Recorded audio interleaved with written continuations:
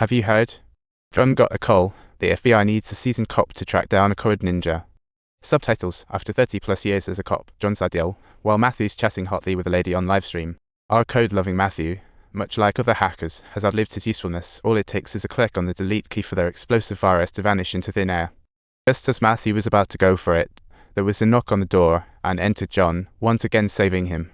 While the two were getting chummy, the hitman downstairs was ready to take matters into his own hands, and the duo had no clue. Matthew is quite the internet-famous hacker, and the FBI just wants to ask him if he's part of this digital drama. While the two were chatting away, the sniper was loading up, and Matthew surprisingly thought he could cut glass through the window. This round of gunfire left John utterly bamboozled, and out of sheer desperation, he turned and fired back. At the gunfire, the hitman answered like a colt jumping owl, ready to greet Matthew. Everyone crouched by the door like puppies, saw no one in the hall, and hid by the elevator. Then John spotted the fire extinguisher. After taking down one cannon fodder, the assassins behind immediately went into celebration mode, forcing the two back into the room with machine guns. John quickly toppled the fridge, attempting to be a human shield, but after a moment realized he had to kick away his gun, so he climbed up the fridge, bracing against the gun's barrel. With the punch that went through the wall, John grabbed his pistol and ducked for cover like he was in an action movie. The outside hitman aren't Malti, a UMT makes them wield Gatling, yet can't beat the clever. John saw him hunting targets, fired twice, made the hitman reload in an effective burst. Under pressure, John went wild with his shots and accidentally knocked over a cute gadget on the cabinet. Spotting the explosion, the sniper swiftly transitioned, and John and Matthew seized the moment to escape through the window. Once in the car, John bizarrely locked the accelerator and started reversing, only to be met with the hitman charging right at him. The last sniper glided in like on a smooth catwalk, performing flips right up to John. Subtitles: Seeing this situation, John was extremely generous and immediately gave him a set of formal attire, whereas the hitman who failed the task bowed his head to report to the boss. John couldn't care less. Matthew absolutely had to go. Thus, the boss issued orders to keep hunting. While the escaping Matthew naively thought the killers were after John. Had timing not been right, Matthew would have died. Next day, Boss Thomas rallied his men for the kill plan. The new hitmen were flying helicopters for air surveillance, while the duo was cruising to the FBI, with John enjoying a lovely drive. Little did he know, helicopters above were prepping to take the wheel, as Thomas kicked off the first step, traffic lockdown.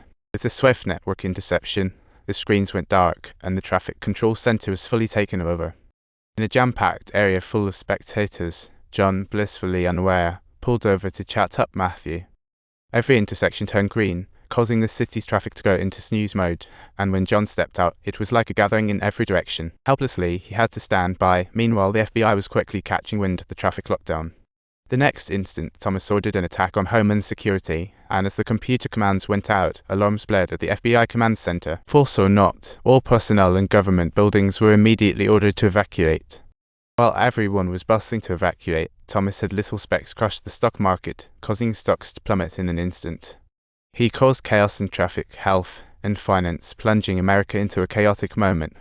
Just when the FBI was lost, John showed up with Matthew to realize they were face to face with the plan of the complete disruption plan.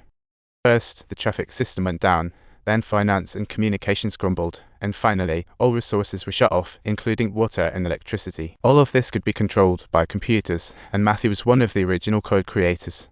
To get more info, Bowman asked John to take him to the Department of Defense. They hopped in a police car, ready for a quick transfer. Little did they expect, through the police radio, Spec swiftly located John and his team. The woman quickly put on her headset, posing as a command officer instructing the cops to drive to a safe zone, setting the helicopter up for a feast. Matthew quickly recognized her voice. It belonged to the one who hired him to write the code. Upon hearing this, John whipped out his walkie-talkie and caught on in no time they were imposters. Thomas jumped right in, pulling up John's info. 30-year veteran cop, divorced, has a daughter, savings of $400K, and poof, it was all wiped out. Despite everything, John remained unfazed, asserting he'd bring the bad guys to justice, but before he could finish, the helicopter zoomed right. In this situation, John handled it with ease. Faced with deadly firepower, those poor cops were taken down like grass. Realizing things were going south, John hastily took the driver's seat, speeding off like there was no tomorrow, with the chopper raining bullets from above. No matter how fast John went, he'd be on the target list. John patiently waited for the perfect moment, employing a move akin to divine rainfall to counter the evil forces, completely unafraid of being attacked. Without a trace of fear, he tackled everything with such ease it's truly like magic. Taking out one sniper didn't mean they were out of the game, but seeing the tunnel, Matthew shouted while John swiftly drifted inside. So, Thomas ordered a switch up in the tunnel lanes, letting the cars have a free pass. John hadn't travelled far into the tunnel when he saw cars coming toward him, slammed on the brakes to reverse, but Thomas had even blocked that route with traffic. If you enjoyed this thrilling story, don't forget to subscribe to our channel.